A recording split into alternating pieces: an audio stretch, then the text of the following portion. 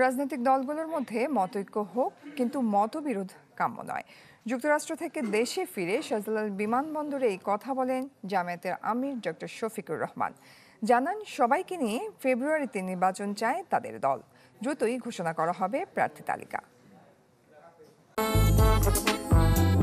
যদি চাও টেস্ট, স্বাদ টমেটো সসই বেস্ট। সৌদি আরবে পবিত্র উমরাহ পালন, এরপর যুক্তরাষ্ট্র ও যুক্তরাজ্য সব মিলিয়ে 15 দিনের সফর শেষে দেশে ফিরলেন জামাতের আমির ডাক্তার শফিকুর রহমান। দলীয় প্রধানকে স্বাগত জানাতে ভোররাত থেকেই ফুল আর ব্যানার নিয়ে উপস্থিত ছিলেন জামাতের নেতাকর্মীরা। দেশের বাইরে থাকা অবস্থায় দলের সদস্যদের ভোটে তৃতীয়বারের মতো আমির নির্বাচিত তিনি। দেশে ফিরে এ নিয়ে প্রতিক্রিয়া জানান জামাত আমির। আমার সহকর্মীরা আমার উপর একটা দায়িত্বের ভার অর্পণ করেছে। এ সময় বিএনপির প্রার্থী তালিকা প্রকাশ নিয়ে সাংবাদিকদের প্রশ্নের উত্তরে ডাক্তার শফিকুর রহমান বলেন, সবার আগে জামাতই সব আসনের প্রার্থী তালিকা চূড়ান্ত করেছে।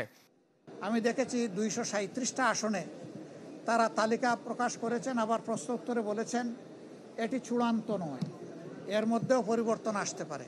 আমরা কিন্তু 1 বছর আগেই প্রায় এই তালিকা বিভিন্নভাবে আঞ্চলিকভাবে আমরা এটা জানিয়ে দিয়েছি।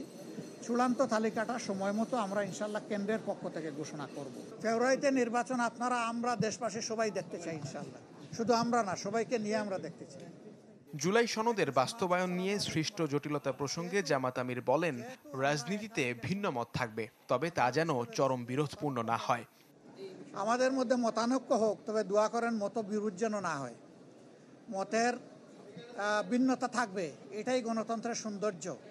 সব দল তো এক দল নয়, সবগুলা দল ভিন্ন ভিন্ন, তাদের দৃষ্টিভঙ্গিতেও কিছু পার্থক্য থাকবে, এটাই স্বাভাবিক। আমরা সকলের মতকে শ্রদ্ধার সাথে দেখি।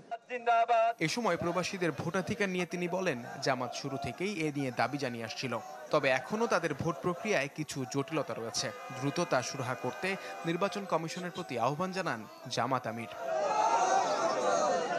মুহাজির হক, চ্যানেল 24, ঢাকা।